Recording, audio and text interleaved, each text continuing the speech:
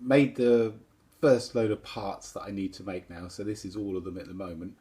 I need to get these mounted on the bike before I can continue on with the rest of it.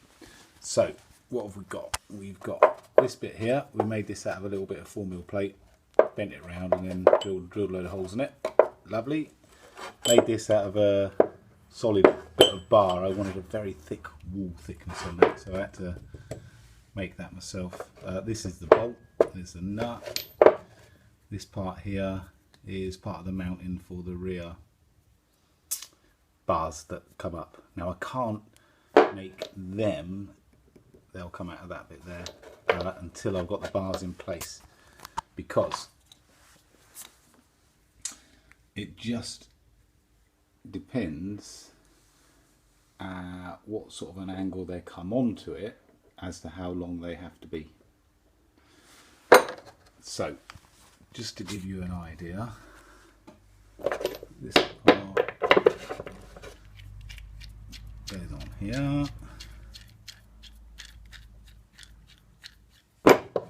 This part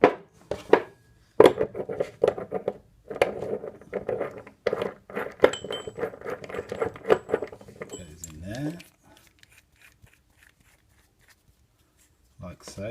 Now this bit here, this has got to be incredibly strong, this, so I sort of cut down the end of it so it will sit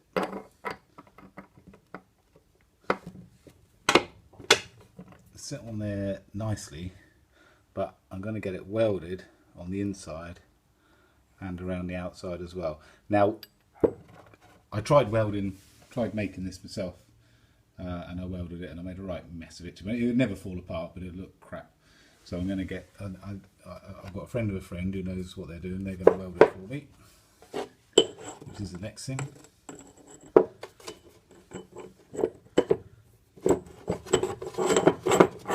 This will go through there, and then I need to get this welded on there as well from the side. And this has got to be strong. This has got to be strong as well, so we're going to get a weld all the way around the edge of that bit, and that will sit on there nicely. Okay, so I'm going to get all of these fixed together and then I can continue on with making the other little bits. Roughly where it's going to sit, I'm just starting to make the brackets up, which is going to hold this at the bottom.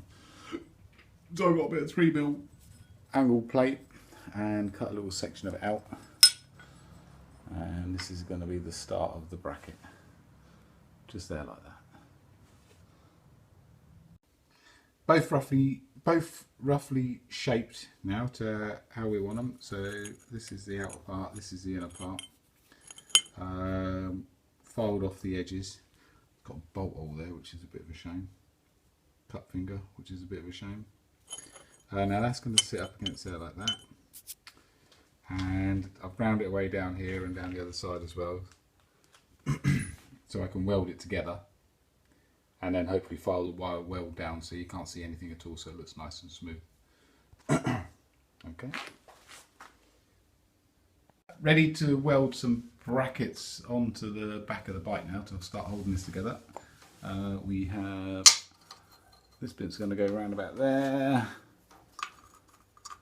That bit's going to go over there somewhere, and then we've taken off this bracket. We made a stronger, slightly thicker. The old one was 2mm, this one's 3mm, and a bit more of an edge on the back end of it, just because of the way the force is coming into it. Just like that. The rose joints are 14mm.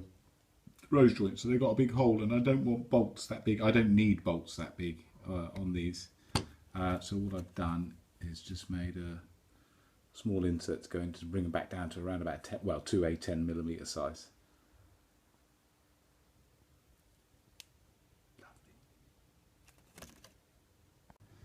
Right, it's been a little while, but I've made the last two bits I needed to make for the rear suspension out of that huge bar. Remember, it was a big fat bar. And I've put a thread inside that one.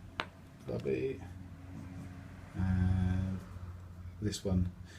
Now the reason I made it out of such a big bar is because I wanted a big wall size, and I'd be able to sink the bolt all the way into it like so, and it would still be strong enough for what it needs to do. It's going to look lovely. So this bit, then, these two bits now go onto there and sit nicely on there, one either side, and bolt. We'll bolt it all together, but this is just one side. So what I've got to do now is these bars,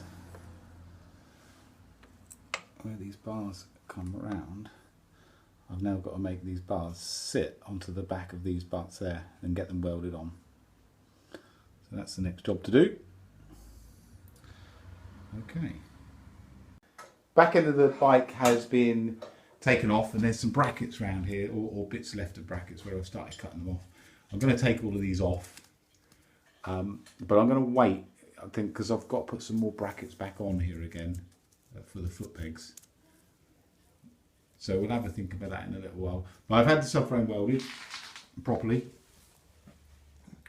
and as you can see, it's a very nice job again, same as the other bit. Thank you, Lee.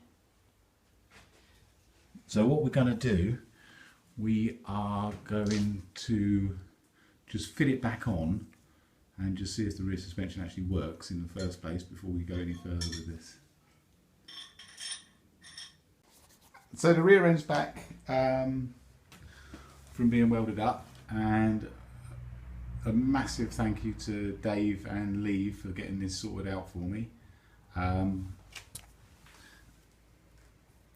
Brackets have all been nicely welded on, and the bars here have all been nicely welded on, and it looks, to me, it looks like $1 million. I'm really, really pleased with it. It's actually turned out better than I thought it would, and I think it looks fantastic. Still haven't mounted the shock at the front. It's all sort of bolted together loosely because it's all going to have to come back off again for painting and things like that. Bolts have got to be cut down to size and all of that kind of stuff. But it looks,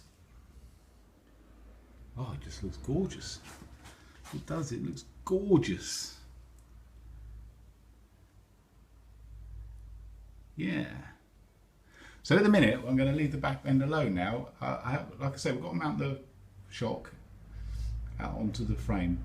But I'm going to leave that for now, although we do have an adjustment around the back end, and we do, it all seems to work really well. God, doesn't it look good? Doesn't it look good? It's one of the best ones I've ever seen, I think. Although I am a little bit biased, of course. Anyway, enough of that. I'm not going to mount this shock at the top yet. I'm not until I've got the front sitting exactly where I want it. So I'd like to have it sitting on the front forks properly, and then I'm going to sort of mount the rear shock then. So we're going to ignore the back. The back's now done for the time being. Forget about it. We're not even going to look at it anymore. Maybe just once. Maybe just once, just to show you. Yeah. But now we're not going to look at it anymore. We'll ignore it.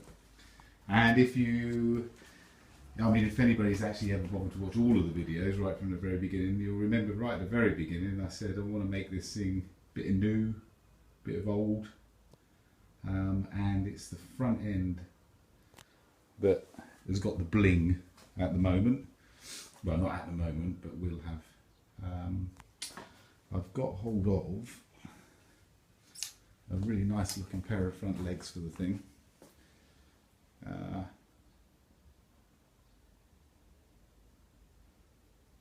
Look at those. They're a work of art just by themselves. And these will go on the bike because they look so good. They're not going to go straight on the bike. There's going to be a big bit of jiggery pokery going on here. Headstock yokes, wheels and brakes. Now there's a big problem. The brakes, where the calipers fit on these ones, they fit on the back and they take huge brakes. The brakes on the BMW at the moment are dinky little things, so that's going to all have to change. There'll be modifications to the wheels and things like that as well. And I've been thinking about this. These things look so much better with a spoked wheel than with these things. And what I don't want to do is spend days and weeks and months making all of this front end go together how I want it and then not be happy with the wheel. So, I've also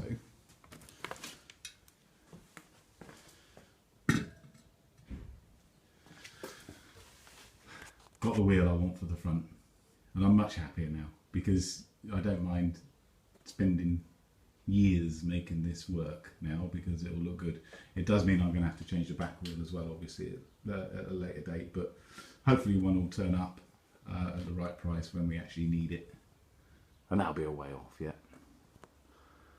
So we're going to start with this lot. We're going to try and start getting these things fitted. The first thing we're going to do is, I think, get the yoke sorted out. Now what I've got, these forks,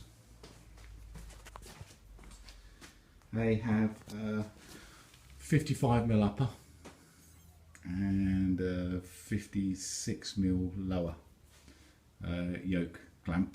Well, that's the size that we need. Obviously the ones on there are absolutely tiny little things. So I've got a, somewhere here,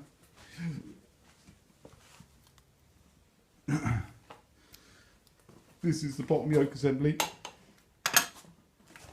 Whoa. Bottom yoke assembly from a Kawasaki ZX750, ZXR 750 or something like that anyway. But anyway, whatever it is, it's got the right size lower for the tubes. Now one thing I'm a little bit worried about is the width. Yeah, I'm not worried about it particularly, but worried about it for look, because that's how wide the forks are currently. That's how wide they're gonna be. And I'm a little bit worried that the front wheel is going to look a bit small in the middle of it. That's what it currently looks like on this one. But I don't know. I think it's one of those things you don't really know until you try it. So I'm going to try and get the thing on there. I'm going to start with this. This is the first bit that's going to be fitted. It's too long.